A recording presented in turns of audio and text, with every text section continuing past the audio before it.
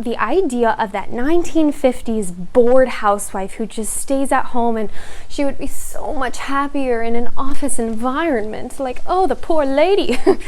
That's outdated.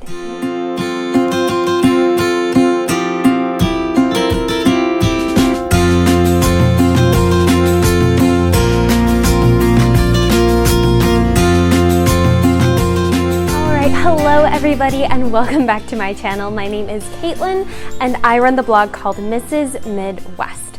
If this is your first time visiting my channel, I want to give you a warm welcome. To all my returning subscribers and viewers, I give you an equally warm welcome and a little extra hug because I am so thankful for all of you. We are officially over that 20,000 threshold on YouTube, and it feels incredible to know that there are so many like-minded women out there. I'm so thankful for all of you and continually excited to grow together. I also want to give a special thank you to everyone who watched my 20K Q&A. It was really incredible to see your interest in more of like a personal video. I think it would be really wonderful to begin showing you some more parts of my life and maybe even toss out a vlog every once in a while. I don't know. The options are endless, and I'm just going to go where this creative spirit and the Lord and all of you lead me. So for those of you who don't know, your girl is a housewife. Yes, I blog and I vlog, but my primary focus is being a homemaker, a housewife. I've heard a lot of opinions and thoughts and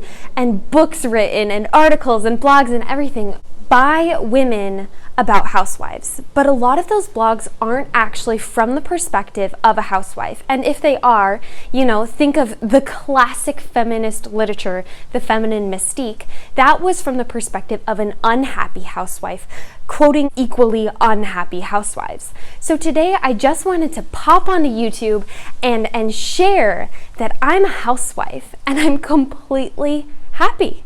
I'm completely satisfied and I love it. All right, so as I said, there's so much negative press about housewives. We're told we're lazy, we're incompetent, but we're also leeches on society. We're leeches on our husband. We have no purpose. So today I just want to bust through a lot of that. I want to share with you on the inside what it's like to be a housewife.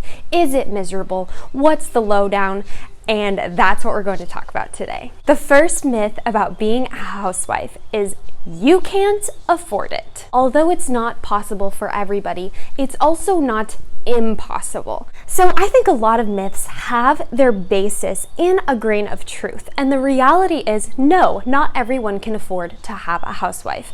Not every man can afford that. But the reality is, my husband is a police officer. And if you're from the United States, you know that means we're not making bank. I'm so happy my husband is a police officer. He's doing incredible in his career, but that's not a career path that offers you a six-figure income. You know, you make about mid-range five-figure income, and we live comfortably. Don't have children yet, but we do save thousands of dollars a month. I don't make really any money from YouTube yet, and I don't have advertising on my blog, and I don't really take sponsorships. So he is the sole breadwinner in our family, but we live comfortably. We have the food we need to survive. We both have vehicles, and we're homeowners with a mortgage. I think the reason a lot of people can't afford to have a housewife is because they're in extreme debt or they live above their means. The reality is, yes, I'm a housewife, but I don't shop at Target. I rarely visit a Home Goods. I thrift a lot of things. I go shop at Walmart. We are middle class, but we make wise and practical choices with our money. We learn the art of making do. I think that's something that housewives in the 1950s even had to do. I feel like people have gotten used to this higher threshold of consumerism. And yes, that's not sustainable if you want to be a housewife or a homemaker. Many Americans live above their means. We're used to buying and buying and buying. And even when I did become a housewife, yes, I had to learn how to budget.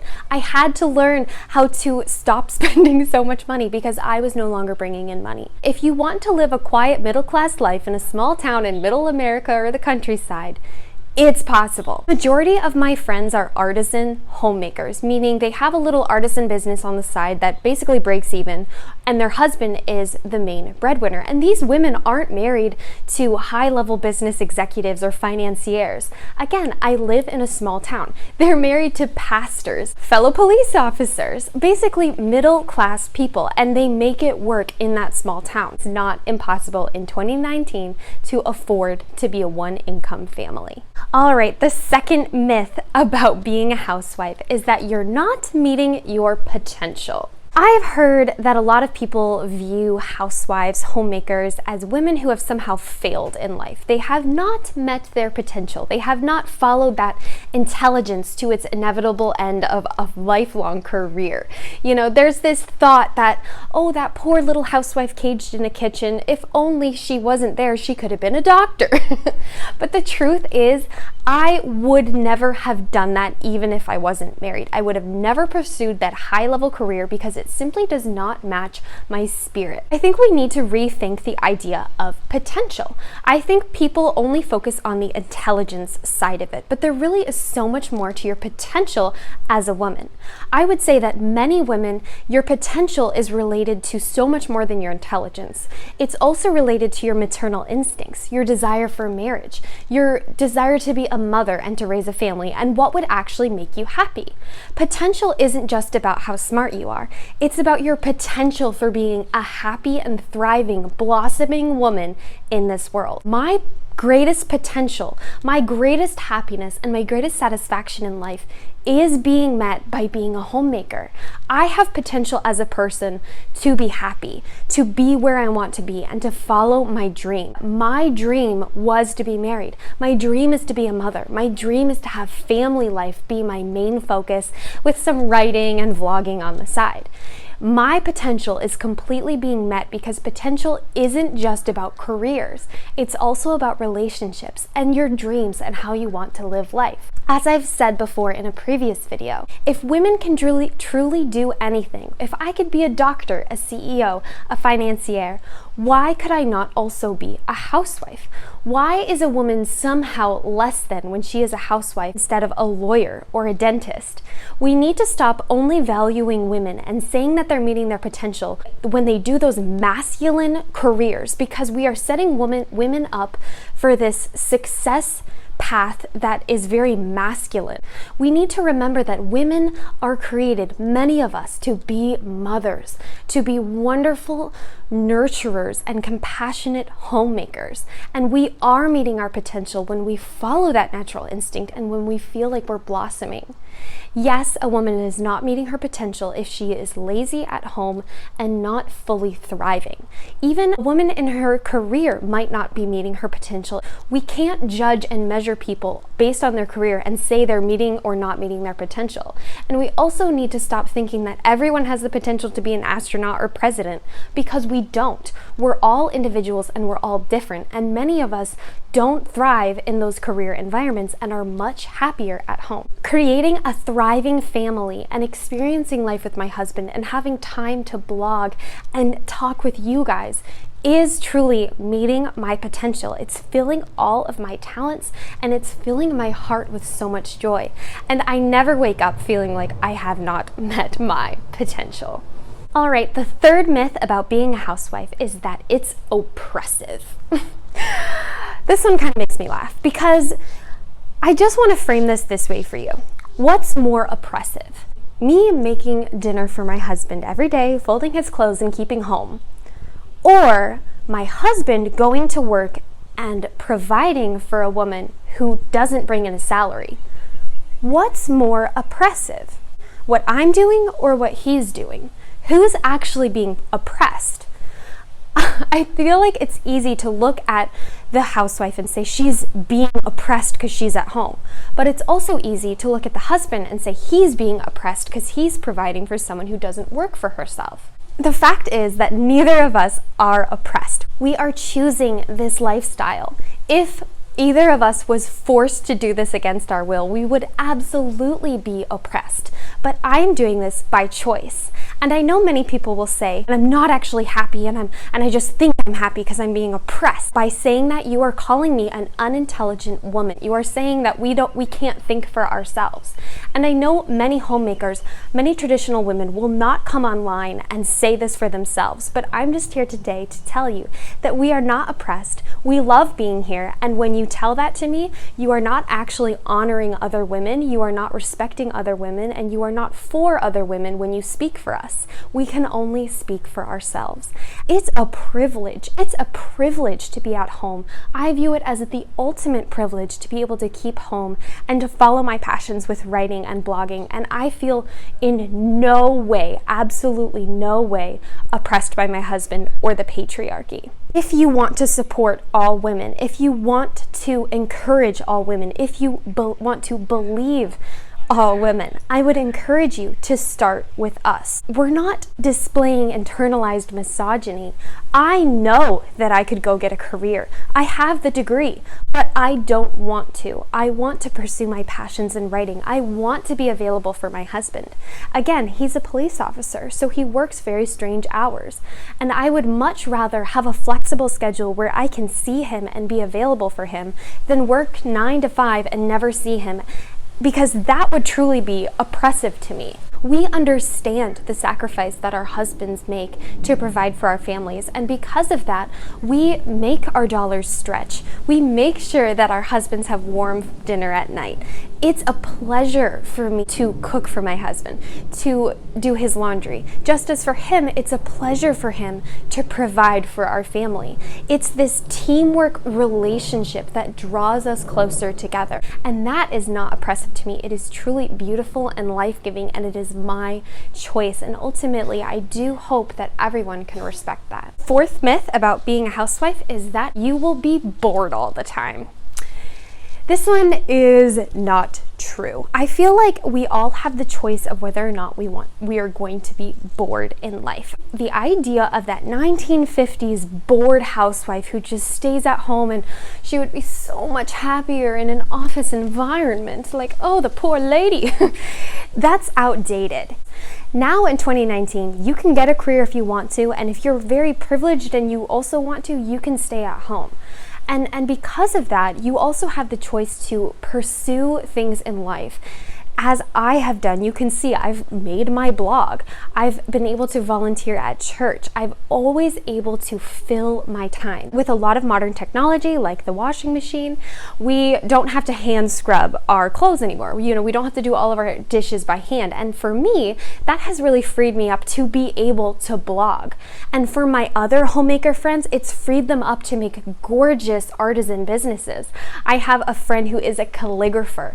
I have a friend who does gorgeous cards and wedding invitations, and I have another friend who actually weaves wool on a loom and weaves blankets. And they've all been able to make these successful side businesses because of modern technology freeing them up from their sole homemaking duties.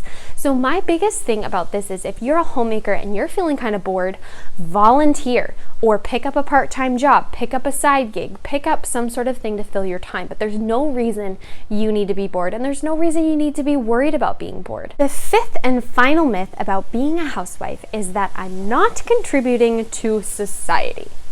Now, this one's a little difficult to disprove because it all depends on what your view of a thriving society is.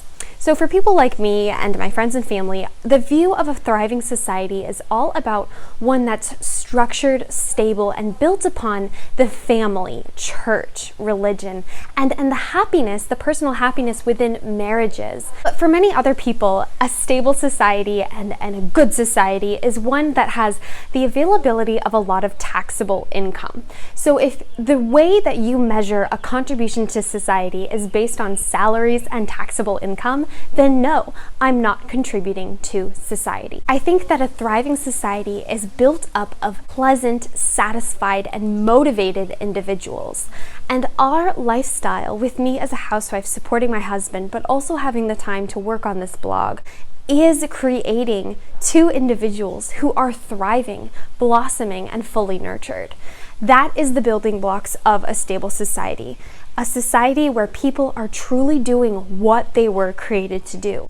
There's no shame in living a life focused on nurturing others. I think that we should all focus on what we're made for and what we believe we're designed for, and focus on where life leads us. As I always say, we cannot guarantee a husband in life. I don't think that every woman should build her life intentionally designed to depend on a husband, because things change. There's so many opportunities for women in this world, but that doesn't mean we need to leave behind the housewife and the homemaker and mistreat her for following her dreams. There's no shame in being a housewife, and there's no shame in supporting your husband and making your family the center of your life.